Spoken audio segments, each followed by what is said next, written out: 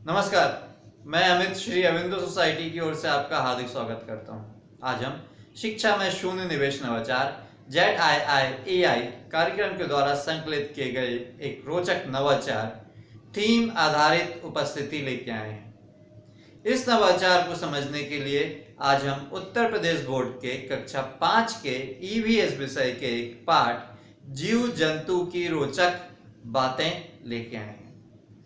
इस नवाचार की विशेषता ये होती है कि इसमें सभी बच्चों की पूर्ण भागीदारी हो जाती है, संपूर्ण भागीदारी सुनिश्चित होती है, क्योंकि इसमें अनुक्रमांक रोल नंबर के आधार पर सभी बच्चों को बोलना होता है।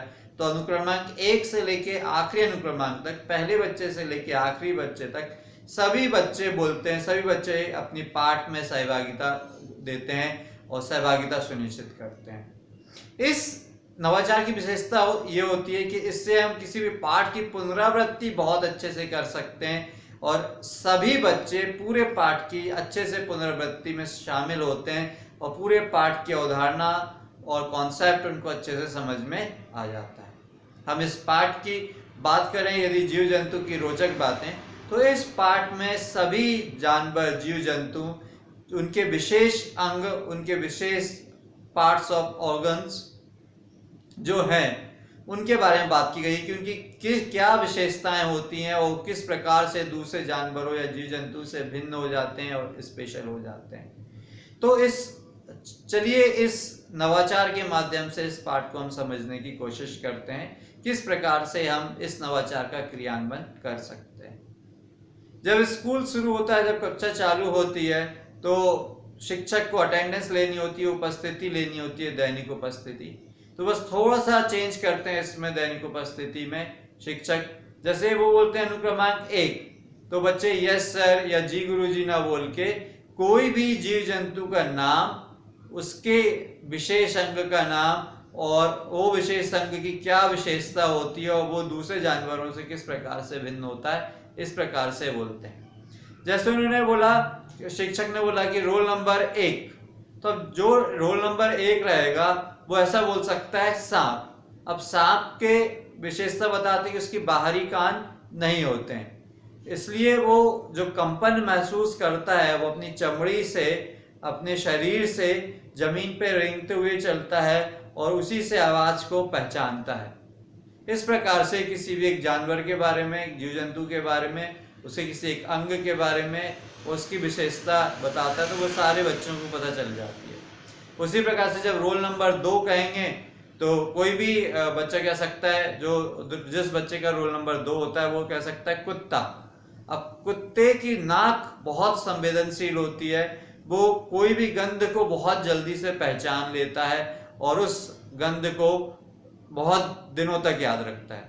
तो बच्चा ऐसा कह सकता है कुत्ता, नाक, और फिर विशेषता बता सकता है कि कोई भी गंध को बहुत लंबे समय तक पहचान सकता है। इसलिए आर्मी वाले, पुलिस वाले ट्रेंड तकनीकी प्रशिक्षित कुत्तों को रखते हैं कि वो कोई भी चीज जो सूंघी होती है वो कई किलोमीटर भी जाके उस चीज को वापस लेके आ सकते हैं और वहां तक जा सकते हैं। हाथी, रोल नंबर 3 बोला, रोल नंबर 3 बोला हाथी। हाथी के भी ऐसे बड़े बड़े कान होते हैं और हाथी की जो याददाश्त होती है वो बहुत तेज होती है। हाथी कहीं से एक बार निकल जाए तो हजार, सैकड़ों, कई सालों के बाद भी उसको वो रास्ता वो अच्छे से याद होती है।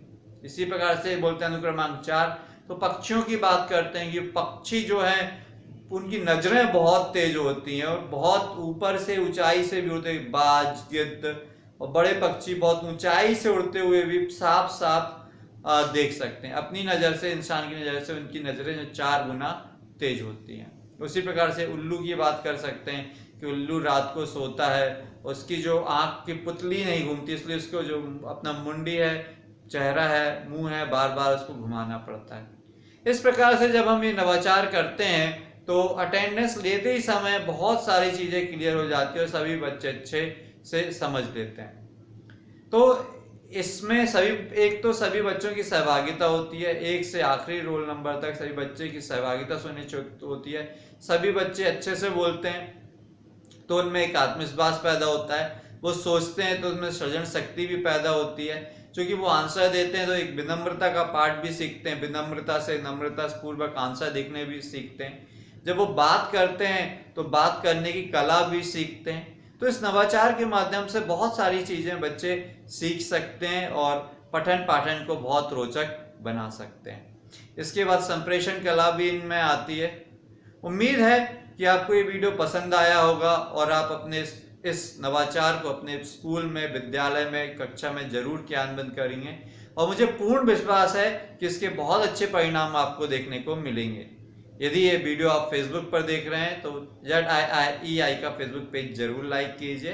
यदि आपने यूट्यूब चैनल ZIIEI का अभी तक सब्सक्राइब नहीं किया तो आप उसको सब्सक्राइब कर लीजिए।